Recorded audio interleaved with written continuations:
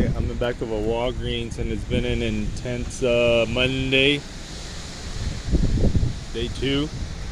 It's been a windstorm, and then see, you gotta watch out for it to blow. The painting, I don't think there's a big forest fire in the mountain in Flagstaff, pretty big time. All that side of town is completely under smoke, the other side of the mountain.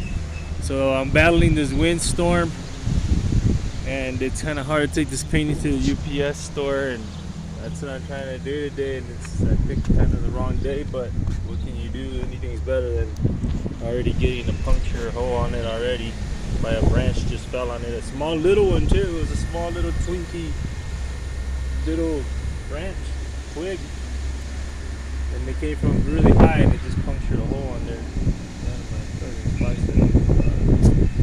We can patch it up, but we'll see what's up. It's just terrible. This is what I go through now that I'm out in the wilderness, in the wild. Hallelujah. All that is fire.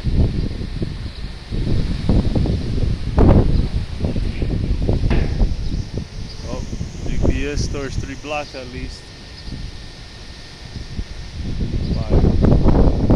All that smoke, those aren't clouds.